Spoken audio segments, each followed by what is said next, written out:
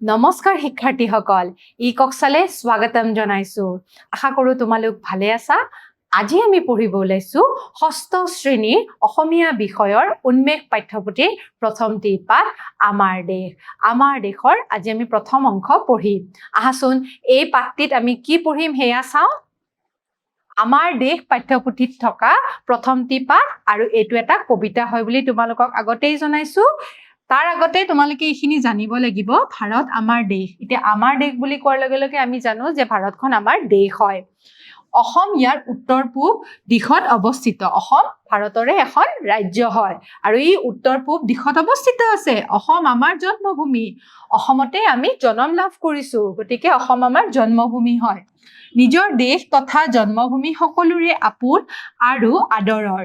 নিজৰ দেশ আৰু জন্মভূমিক আমি সকলোৱে ধুনীয়া আৰু গৌৰৱৰ ঠাই বুলি অনুভৱ কৰোঁ। গতিকে নিজৰ জন্মভূমিখন সকলোৰে মৰমৰ হয়। আমাৰ যেনেকৈ মৰমৰ, তোমালোকৰো সেই একেদৰে নিজৰ ঠাইডোখৰ বা নিজৰ জন্মভূমিখন মৰমৰ হয় বুলি ক'ব পাৰি, হয়নে নহয়? গতিকে ছাত্ৰ ছাত্ৰীসকল, এতিয়া ভাৰত আমাৰ দেশ বুলি যদিও কোৱা হৈছে, কবি সাহিত্যিকসকলে আমাৰ দেশ বুলি অসমী আইকে অভিহিত কৰি আহিছে। ডক্টৰ ভূপেন হাজৰিকাই কৈছে, অসম আমাৰ ৰূপহী গুণৰো নাই শেষ, ভাৰতৰে পূৰ্ব দিশত সূৰ্য উঠা দেশ। গতিকে ছাত্ৰ ছাত্ৰীসকল, এই আমাৰ দেশ বুলি কোৱাৰ লগে লগে কবিসকলে আমাৰ বৰ অসম অসমী আইকে বুজাইছে। এতিয়া বৰ অসম মানে কি? বৰ অসম মানে হৈছে 1963 চনতে আমাৰ অসমখন বিভক্ত হৈছিলে, কিন্তু অবিভক্ত যিখন বৰ অসম, সেই বৰ অসমত আছিলে অৰুণাচল, ত্ৰিপুৰা, মেঘালয়, মিজোৰাম, মণিপুৰ, নাগালেণ্ড। 7 ভনীৰ এই ৰাজ্যকেইখনে আমাক বৰ অসম বুলি কোৱা হয়। গতিকে কবিসকলে এই বৰ অসমৰ নাম লৈ পেলাই তেওঁলোকে কবিতাসমূহ লিখিছে, তেওঁলোকৰ ৰচনাসমূহ কৰিছে। এতিয়া ছাত্ৰ ছাত্ৰীসকল, অতীজৰ পৰা আমাৰ দেশখন সাহিত্য, সংস্কৃতি, দেৱ দেৱতা, ঋষিমুনি আৰু গুণী জ্ঞানী লোকৰ বাবে বিশ্বত পৰিচিত।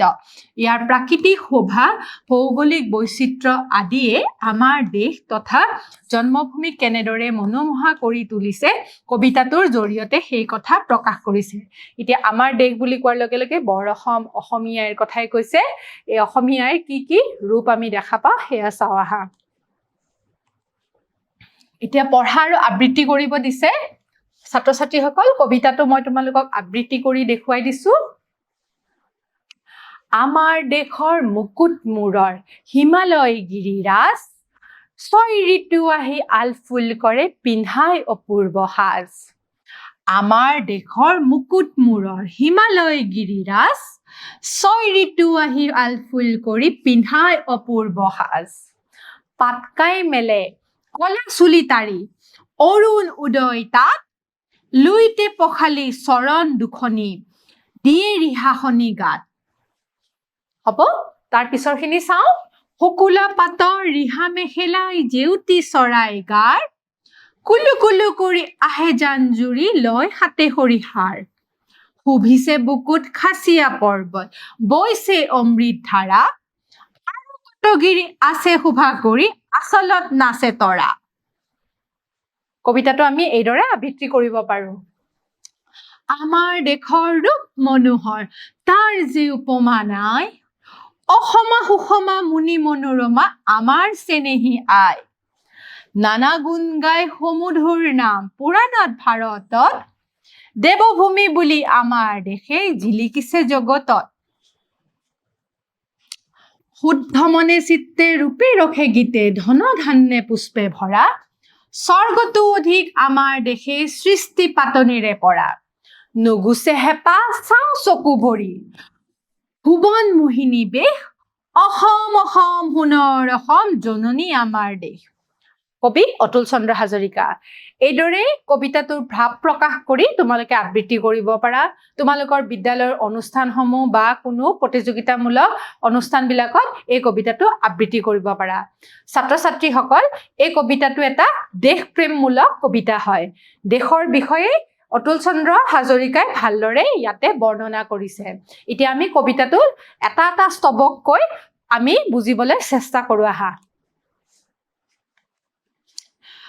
আমাৰ দেশৰ মুকুট মূৰৰ হিমালয় গিৰিৰাজ গতিকে আমাৰ দেশৰ মুকুট মূৰত কি আছে জানানে আমাৰ দেশৰ মুকুট মূৰত আছে হিমালয় গিৰিৰাজ মুকুট মানে মূৰত পিন্ধা এটা বস্তু হয়নে নহয় গতিকে হে মূৰত পিন্ধা বস্তুটোক আমি মুকুট বুলি কওঁ তাৰ আন এটা নাম হৈছে কিৰীটি কিৰীটি বুলিও আমি ক'ব পাৰো এই মুকুট কি লৈ আছে হিমালয়খন লৈ আছে হিমালয় পৰ্বতখন লৈ আছে আমাৰ বৰ অসমখনে অসমীয়াই লৈ আছে ছয় ঋতু আহি আলফুল কৰি পিন্ধাই অপূৰ্ব সাজ এতিয়া সেই ছয় ঋতু কি আছিলে তোমালোকে জানাই গ্ৰীষ্ম বৰ্ষা শৰৎ হেমন্ত শীত বসন্ত এই ছয় ঋতু আহি পেলাই মৰমৰে আলফুল কৰি পেলাই কি কৰে পিন্ধাই অপূৰ্ব সাজ গতিকে অপূৰ্ব মানে বিৰাট ধুনীয়া হয়নে নহয় এই অপূৰ্ব সাজটো আহি পেলাই পিন্ধাই যায় আমাৰ অসমীয়াই গতিকে ইয়াতে কেইটামান আমি শব্দ পাইছো এই শব্দকেইটাৰ অৰ্থকেইটা আমি বুজিবলৈ চেষ্টা কৰো আহাচোন মুকুট আছে মুকুট মানে হৈছে কিৰীটি কৈছোৱে তোমালোকক তাৰ পিছত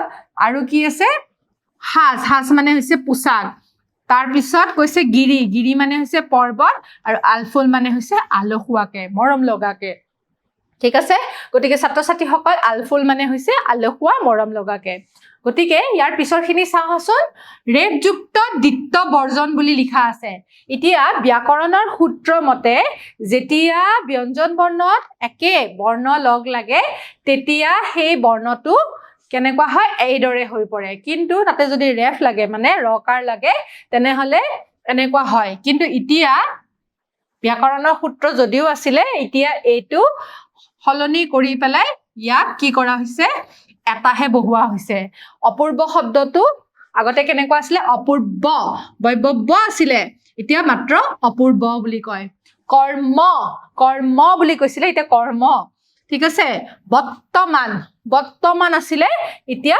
বৰ্তমান ঠিক আছে কৰ্দৈ কৰ্দৈ আছিলে কিন্তু এতিয়া কি বুলি ব্যৱহাৰ কৰা হয় কৰ্দৈ ঠিক আছে অৰ্জুন অৰ্জুন আছিলে কিন্তু এতিয়া অৰ্জুন বুলি ব্যৱহাৰ কৰা হয় ঠিক আছে গতিকে এই দুটা শব্দ য'ত আছে তাতে আখৰকেইটা দুটা আখৰ থকাকেইটা এতিয়া কি কৰা হৈছে বৰ্জন কৰা হৈছে হ'ব তোমালোকে বুজি পালা ইয়াতে ব্যাকৰণৰো এটা আমি সূত্ৰ বুজিবলৈ চেষ্টা কৰিলো তাৰ পিছত চাওঁচোন পাটকাই মেলে কলা চুলিতাৰি অৰুণ উদয় তাত পাটকাই হ'ল এখন পৰ্বত পাটকাই পাহাৰ গতিকে পাটকাই কি মেলে কলা চুলিতাৰি মানে কলা চুলিকোছা মেলি দিয়ে আৰু অৰুণ উদয় তাত পাটকাই আমাৰ অসমৰ পূবফালে আছে গতিকে অৰুণ মানে হৈছে সূৰ্য সূৰ্য উদয় তাত হয় পাটকাই পৰ্বতৰ ওচৰত হয় লুইতে পখালি চৰণ দুখনি দিয়ে ৰিহাখনি গাত গতিকে লুইত মানে হৈছে আমাৰ ব্ৰহ্মপুত্ৰখন ব্ৰহ্মপুত্ৰখনে কি কৰে চৰণ দুখিনি ধুই পেলাই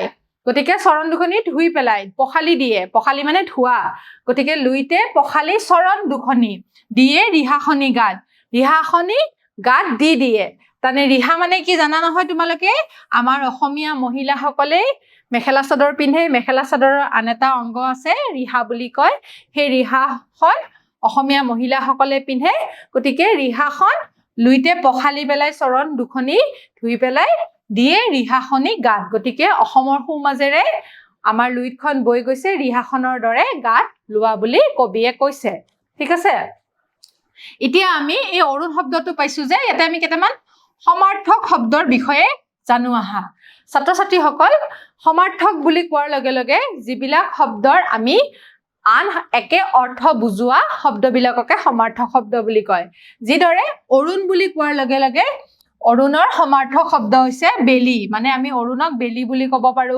সূৰ্য বুলি ক'ব পাৰো বা দিবাকৰ বুলি ক'ব পাৰো বা সূৰ্যক আমি অৰুণ বুলি ক'ব পাৰো বেলি বুলি ক'ব পাৰো বা দিবাকৰ বুলি ক'ব পাৰো গতিকে এইকেইটাক আমি সমাৰ্থক শব্দ বুলি বুজিম গতিকে ছাত্ৰ ছাত্ৰীসকল সমাৰ্থক শব্দ হৈছে একে অৰ্থ বুজোৱা শব্দ গিৰি গিৰি মানে পৰ্বত পাহাৰ মহিধৰ সাজ মানে আৱৰণ বস্ত্ৰ অলংকাৰ তাৰ পিছত জননী আই মাতৃ জন্মদাত্ৰী ভৱন ঘৰ গৃহ মহল জেউতি পোহৰ দীপ্তি আলোক ফুকুলা বগা শুভ্ৰ শ্বেত লুইত ব্ৰহ্মপুত্ৰ বা বৰলুইত বুলি আমি জানো গতিকে সমাৰ্থক শব্দকেইটা আমি এইদৰে ক'ব পাৰো হ'ব গতিকে ছাত্ৰ ছাত্ৰীসকল সমাৰ্থক শব্দৰ বিষয়ে তোমালোকে নিশ্চয় বুজি পালা এতিয়া দুটামান প্ৰশ্ন চাওঁ সেই প্ৰশ্নৰ জৰিয়তে আজি পঢ়োৱা পাঠটিৰ বিষয়ে আমি বিশদভাৱে বুজি পাওঁ আমাৰ দেশ কবিতাটো দেশমূলক কবিতা হয় কি মূলক কবিতা হয় দেশ প্ৰেমমূলক কবিতা হয় আমাৰ এই কবিতাটো দেশ প্ৰেমমূলক কবিতা হয় কবি অতুল চন্দ্ৰ হাজৰিকাই লিখা এটি দেশ প্ৰেমমূলক কবিতা হয় হ'ব তাৰ পিছৰ প্ৰশ্নটোলৈ যাওঁ পিছৰ প্ৰশ্নটো হৈছে কবিতাটোত আমাৰ দেশখন ক'ত উদয় হয় বুলি কৈছে ক'ত উদয় হয় হিমালয় নে পাটকাই হিমালয়টো আমাৰ গিৰিৰাজ হয় মুকুট মূৰত আছে হয়নে নহয় মানে কিৰীটি হিচাপে আমাৰ মুকুট হিচাপে আমাৰ অসমৰ একেবাৰে মূৰত থকা বুলি কৈছে ঠিক আছে গতিকে হিমালয় নহয় পাটকাই পৰ্বত আমাৰ ক'ত আছে পূব দিশত আছে গতিকে পাটকাই পৰ্বতে কি কৰিছে য'ত অৰুণ উদয় হয় অৰুণ উদয় মানে সূৰ্য উদয় হয় ঠিক আছে ইয়াৰে উত্তৰটো আমি পালো তাৰ পিছৰ প্ৰশ্নটো চাওঁ কবিয়ে ভাৰতৰ ৰূপ সৌন্দৰ্যৰ বৰ্ণনা কবিতাটো কৰিছে গতিকে এইটো শুদ্ধ সুধিছে মানে ইয়াতে এটা আমাৰ বাক্য দিয়া আছে বাক্যটো শুদ্ধ হয় নে অশুদ্ধ হয় সেয়া সুধিছে কি কৈছে কবিয়ে ভাৰতৰ ৰূপ সৌন্দৰ্যৰ বৰ্ণনা কবিতাটোত কৰিছে কবিতাটোত ভাৰতৰ কথা কৈছে নে বৰ অসমৰ কথা কৈছে নিশ্চয় অসমীয়াৰ কথা কৈছে গতিকে এইটো উত্তৰ আমাৰ কি হ'ব জানানে শুদ্ধ নহ'ব